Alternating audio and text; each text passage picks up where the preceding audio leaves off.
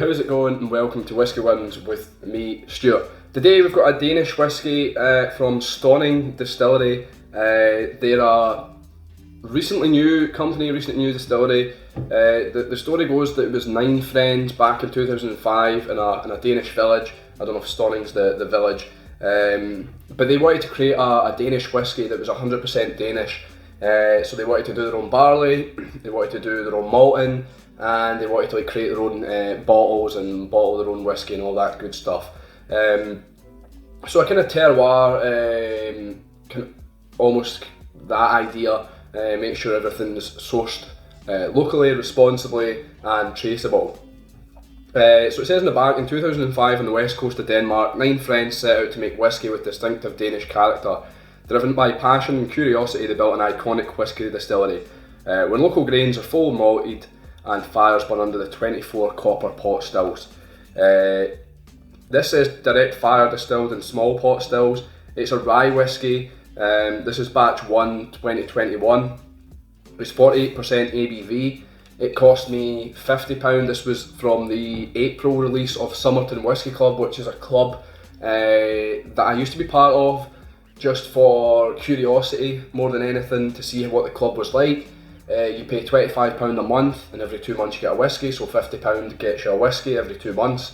And it was a good club, nice social aspect, but I would say it's more structured towards new whisky drinkers, and that's what my take from the club would be. But nonetheless, this was one of the whiskies they sent, a whisky that I would never have went for, never have reached to, or reached out to, or probably never even known about if it wasn't for them. So I've got to say kudos to that. It says rye is made with 70% floor malted rye and 30% floor malted barley. It's a very different kind of rye whisky where the combined malted grain and pot distillation makes the cereal notes shine in a smooth, full-bodied but nuanced whisky. Matured in new American oak barrels and bottled unfiltered. So it doesn't seem like it's, it seems like it's chill filtered, unchill filtered. I'm not sure about the colouring. I'm assuming it's probably got added colouring, but I could be wrong. I think it's roughly about 3 years old. I think it's just about 3 years old, and the bottle's pretty cool. It's got like the 9 friends on there, and it's got the village, and they're on a barrel. There's a farm, a kind of combine harvester harvesting everything. Anyway, and bottling plant is quite a spectacular label. But we're not here for the label, we're here for the whisky. The actual RRP on this is about £56 on Master and Malt. That's what I found it at. So I kind of got it a little bit cheaper, but I think you could probably get it on sale, and there are probably other places you can get it cheaper. So we'll get right down to the nose, the palate and the finish.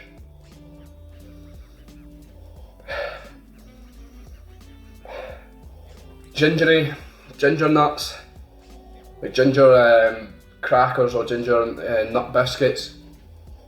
It's quite thin on the nose, but the ginger element's probably the main character here. It's a little cereal, maybe something like crunchy nut or something like that, a little nutty and a little sweet.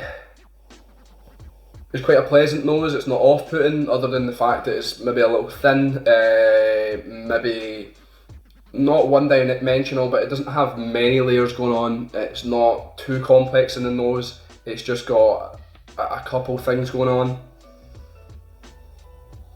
It's actually sticking to the glass quite well for the 48%. I think you could tell it's not whiskey. It doesn't smell like a whiskey. It smells to me, I would link it to the, I'm trying to think who came out with it now. It was like that, is it Aquavit? I can't remember what company done it now. But they brought this, it was like, it wasn't quite whiskey. It was actually closer to like a kind of a botanical gin. I mean, this isn't anything like gin, but it's kind of more like that, almost liqueur-like. But not quite, it's not very close to whiskey in my eyes, or at least in the nose. Yeah, if I was smelling this, I would put my hands on saying it's like a ginger liqueur or something like that, or I don't know, a ginger schnapps or something. I don't know if that's a thing you get. But I'm enjoying the nose nonetheless. The palate.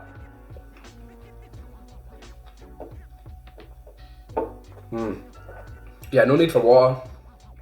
It's a great palate. It's oily.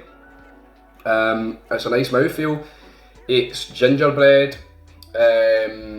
Definitely like gingerbread. Not like biscuits, but an actual loaf, a ginger loaf.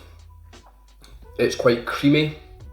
I'm trying to think what that cream would be. Maybe like I want to say like a kind of honeyed yogurt. Yeah, a yogurt infused with honey through it. That's definitely something like that. There's a nice amber kind of beer, like a kind of ale, amber ale. I'm trying to think that it's like it goes with this colour. The kind of the ale you'd get is quite red, like ruby red, something like that. There's that in the palate. There's definitely something coffee-like, but quite creamy or milky. Like quite a milky coffee, but very, very light on the coffee. I'm trying to think how, maybe something that's almost like like a kind of coffee liqueur, if you will, with cream.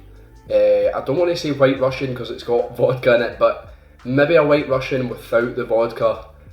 So like a little bit of coffee liqueur and loads of cream. Yeah, that's what I'm going to say. There's some orange there as well, a little bit of zest, a little bit orange skin.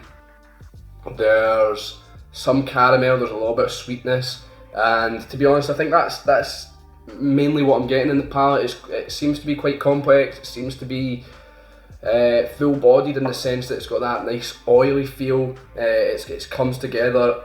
It's nice. It's surprising. I'm sure when I first opened this, I gave it to Stevie. I don't think I gave it to him blind actually. We just tried it and we both were impressed by it, and it's still impressive.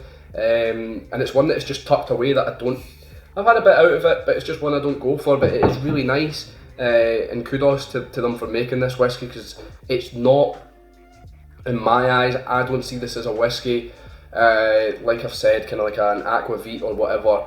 It's kind of, I don't know how to describe it. It's not whiskey though, but obviously I don't know if this is a compliment or a bit of a stab at them, because it does say Stauning Malted Rye Whisky and Danish Whisky on the bottle quite proudly, but I don't think this is whiskey. It's something else. It's still nice though, and I'd still definitely drink it as I am. It's not as if it's something I wouldn't drink, but to call it whiskey, I'm not sure. Maybe that's just me being a bit elitist with the Scottish whiskey, but the palate, the finish.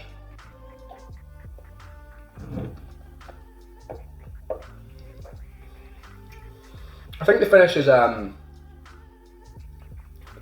is quite short, possibly medium, short to medium. It doesn't seem to be lasting long.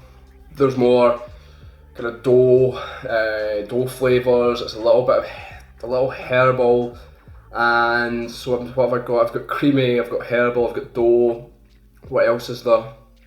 There's maybe something to time with that ruby red ale that I said earlier. It's kind of malty. A little ale-like, a little beer-like. It's like the aftertaste of having that ale in your mouth there. It's like I said, it's a little short, a little disappointing, but the finish has still got a nice array of flavours, and the palate's definitely the prominent figure of this whiskey, the prominent character of this whiskey. So yeah, the palate's really lovely. So we'll get down to rating it. Would I buy it again? I think I would. It's hard to say. I'll see what happens when I finish it, but I think I would buy it again because it is just a nice, I don't want to say like palate cleanser, but it's a nice refreshing kind of difference. It's different to whiskey, and it's kind of good to have this to kind of to go from the Scotch whiskey, the normal whiskey, to this. It's an interesting comparison. It kind of makes you appreciate maybe Scottish whiskey a bit more and appreciate things like this a little bit more, and it's why I like drinking beer with whiskey. It's why I like drinking other things like Baileys, different liquors, different alcohol, because it gives you an appreciation for the other. So yeah, anyway, I think I would buy it again. Do I think it's worth it? It's £50. It's non-age statement. It's non-chill filtered. Doesn't state about added colouring. But it does give you information about the barley, the rye, the makeup of it, the barrel it's been matured in. It's from Denmark, so it's got an export expense on there as well. But I don't think it's worth the £50. I think maybe £30, £40. I know that's not that much different, but I think £50 maybe just a little too much for what this is, even though I'm enjoying it. But yeah, I think £50 maybe just a little much. Do I recommend it? Would I recommend it? Yeah, definitely. If you want to broaden your palate, if you want to try something new, if you want to, just get a little bit of an experience, this is that. It's definitely a good experience. I've enjoyed it, I'm enjoying it, and it is a tasty dram and it's something different, so I would recommend it. So it's a Whisky Win, 283.